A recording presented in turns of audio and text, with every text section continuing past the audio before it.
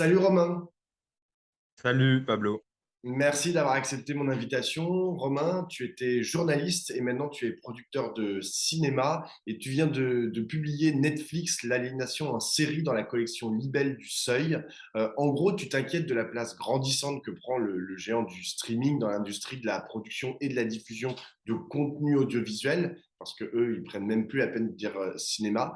Mais justement, avant de revenir sur une des thèses de ton livre qui me paraît passionnante, celle notamment du parallèle entre les philosophies de Macron et de Netflix.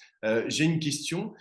Pourquoi est-ce que c'est grave que le cinéma disparaisse au profit des séries produites par Netflix? Est-ce que tu considères que, en gros, les séries Netflix aliènent quand le cinéma émancipe? Et si oui, pourquoi?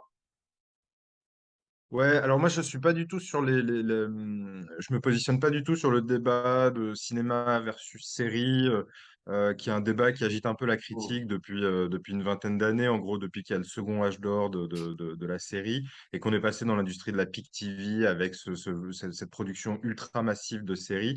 Ça inquiète beaucoup la critique et il y a énormément de débats sur la question de savoir si c'est un art mineurs par rapport au cinéma, etc. Moi, je me positionne pas du tout sur ces sujets parce que je trouve que c'est des débats un peu réactionnaires qui m'intéressent pas, que moi, par ailleurs, je suis très sériephile. Donc, je dirais jamais que la série en elle-même annihile, tandis que le cinéma émancipe.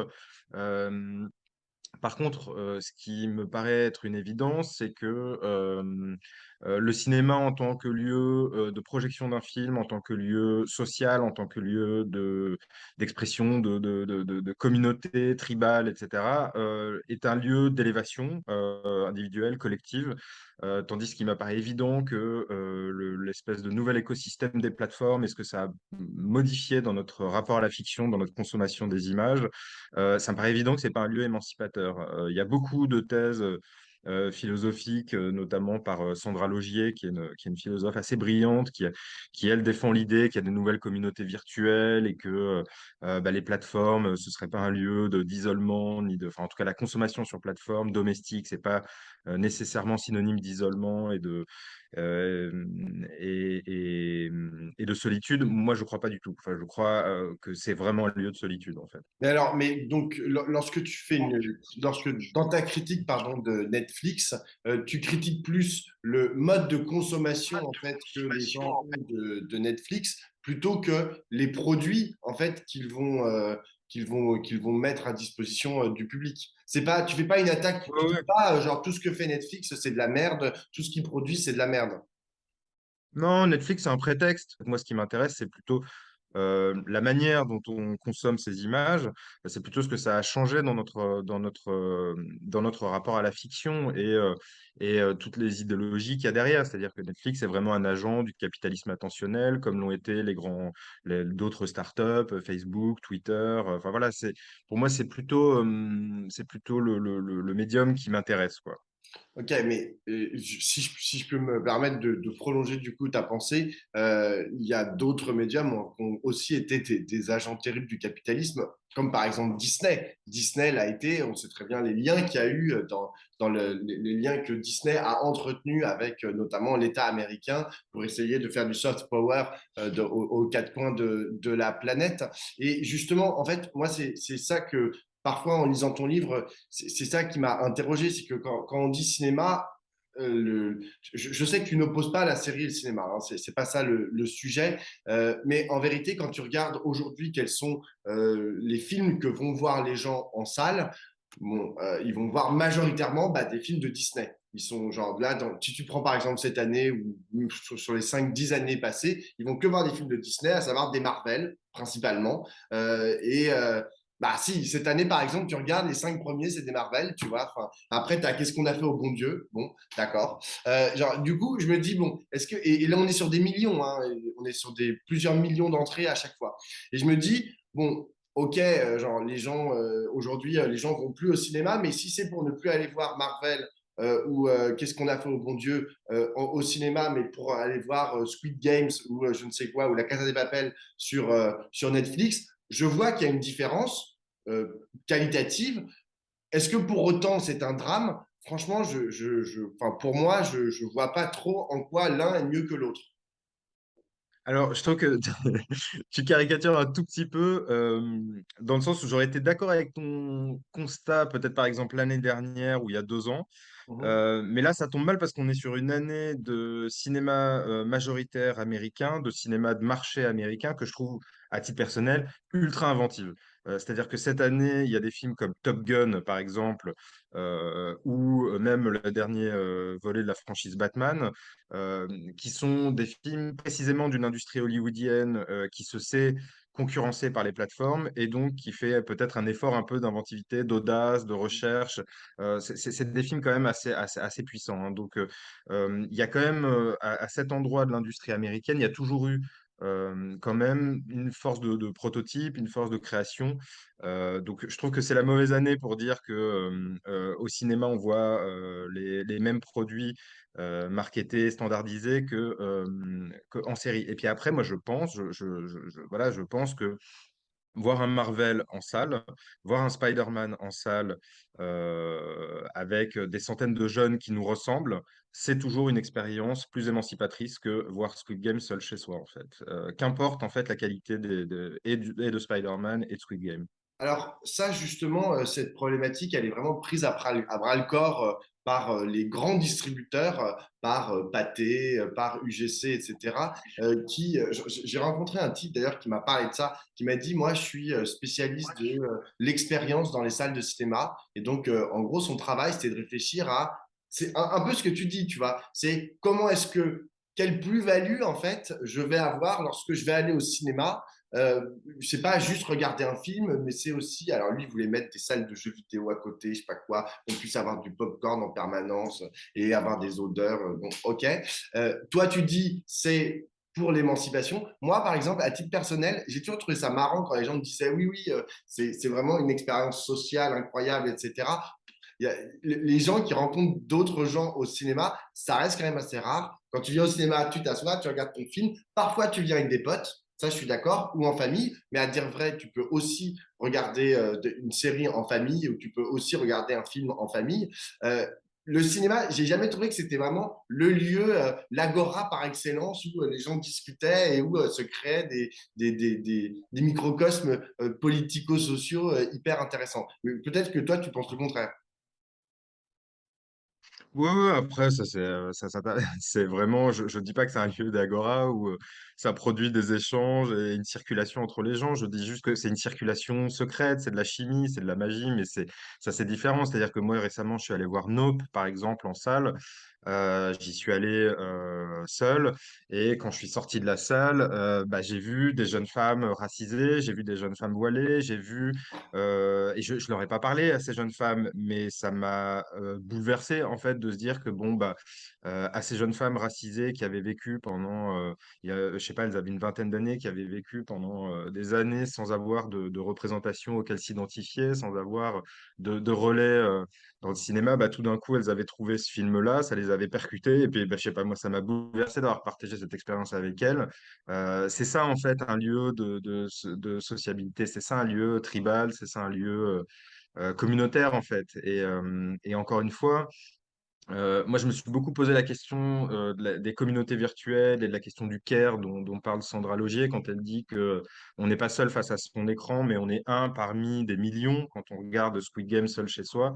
Mais en fait, ça, j'y crois pas. C'est-à-dire, je crois pas à la puissance, à cette puissance de communauté virtuelle, pas plus que j'ai cru à la puissance de Facebook au moment des Gilets jaunes. Enfin, je trouve qu'il y a toujours un point limite en fait à ces communautés virtuelles et qu'en gros, on est toujours plus fort, même seul, au milieu de 50 personnes dans un même espace, quoi. Alors, c'est assez paradoxal parce que justement, ton livre commence par la réunion physique, justement, une communauté virtuelle, puisque tu parles d'un attroupement. Il y a un pop-up store à Paris, et donc il y a un attroupement parce que, je sais pas quoi, c'est sur Squid, à propos de Squid Games. Donc, là, ça dit un peu le contraire, en fait, de ce que tu es en train de raconter. C'est-à-dire que, précisément, ces communautés, toutes virtuelles qu'elles soient, parfois peuvent se réunir à des endroits physiques comme ça a été le cas pour l'ouverture de la boutique, et trouver une réalité à leurs échanges.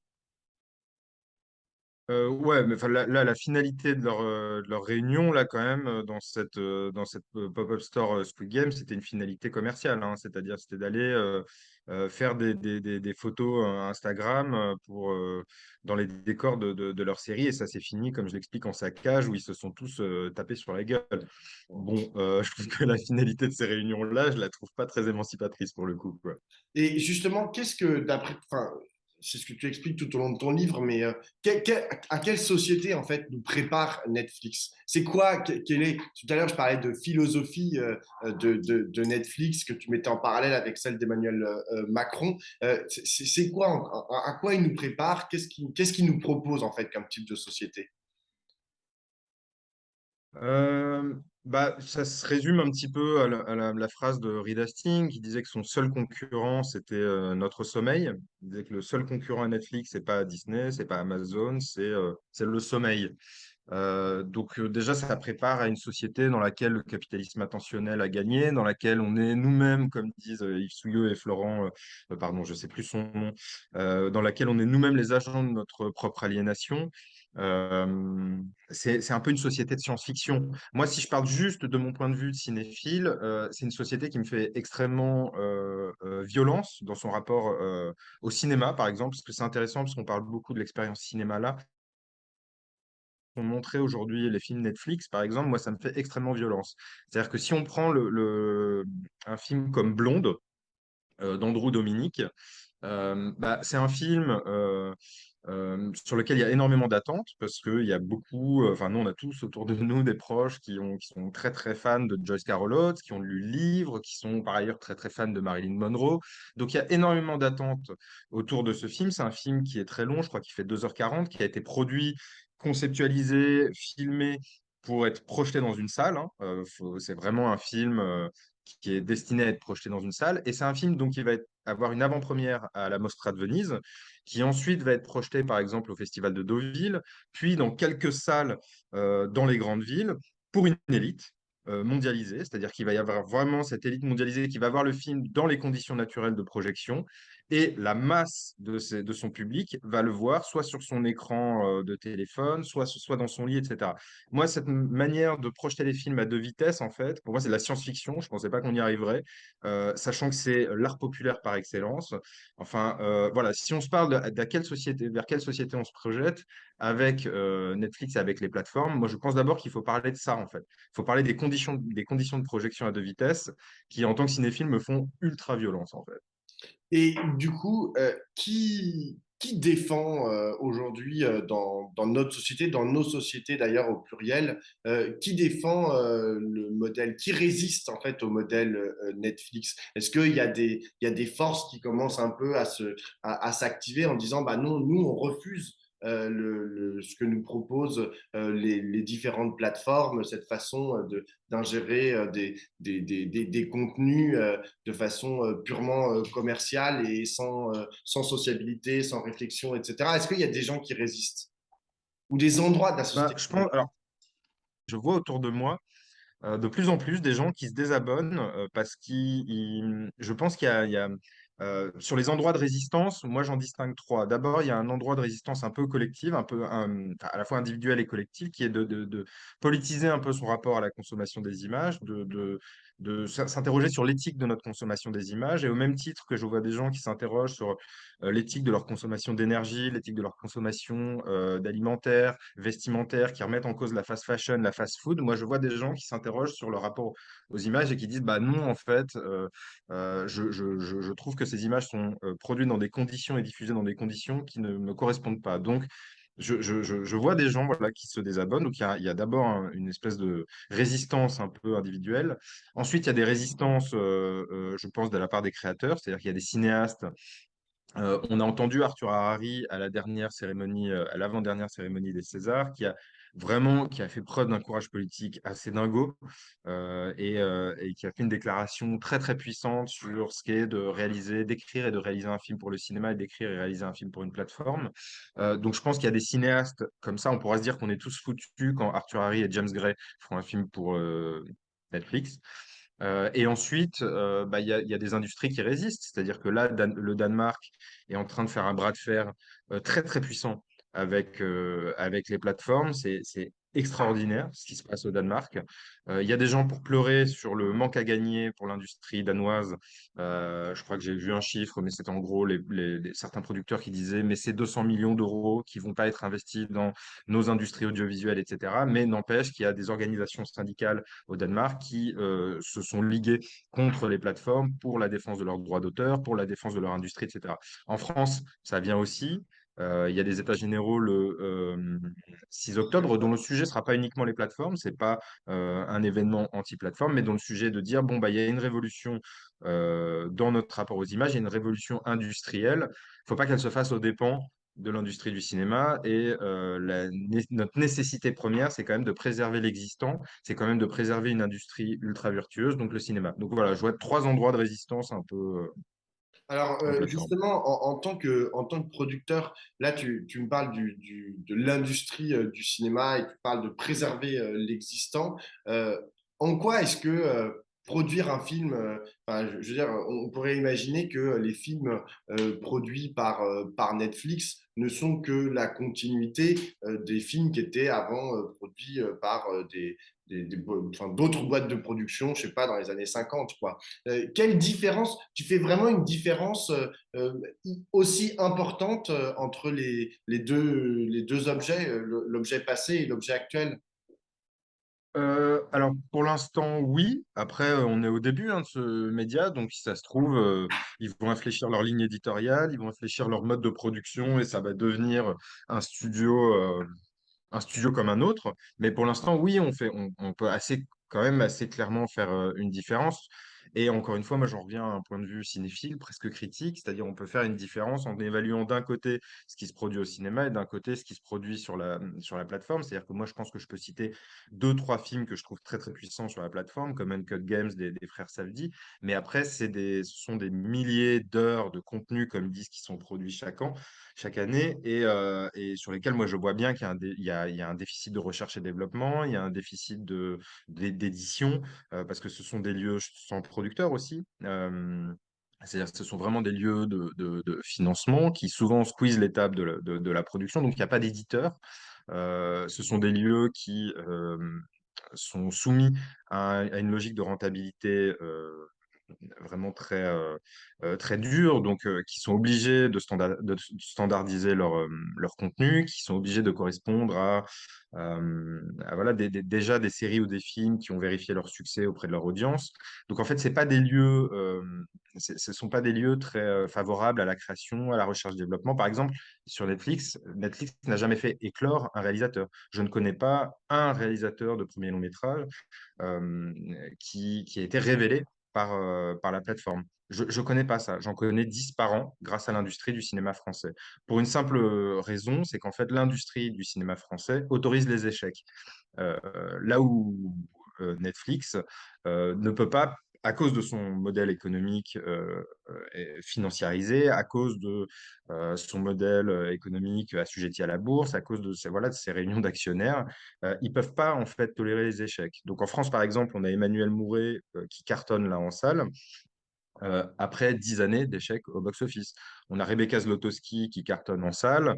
Ça fait 10 ans, elle avait fait son premier long métrage. Il y avait 20 000 personnes pour aller voir son premier long métrage. Donc ça, c'est grâce à un écosystème du cinéma français, grâce à une industrie ultra puissante, qu'un auteur peut en fait continuer une carrière malgré les échecs. Sur Netflix, la meilleure showrunneuse française, Fanny Herrero, fait la saison 1 de Drôle. On en pense ce qu'on veut, mais les chiffres sont pas ouf. La saison 2 est décapitée directement. Donc voilà, en fait, c'est pas un lieu favorable à la création parce qu'en fait, c'est un lieu qui est étranglé par son modèle économique. Dernière question, Romain.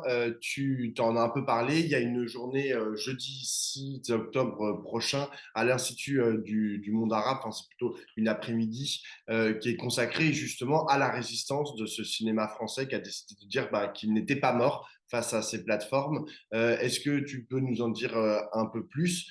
C'est quoi exactement les tenants et les aboutissants de ce type enfin, de cette journée-là en particulier. Et je sais que, en plus, cette journée sera préfiguratrice d'états généraux du cinéma qui sont après appelés par les gens qui organisent cette journée. Ils attendent en fait que les pouvoirs publics euh, prennent à bras le corps cette question et organisent des états généraux. Donc justement aussi parler peut-être de la place des pouvoirs publics, parce qu'en France, il y a une grosse partie de l'argent du cinéma qui transite notamment par le CNC.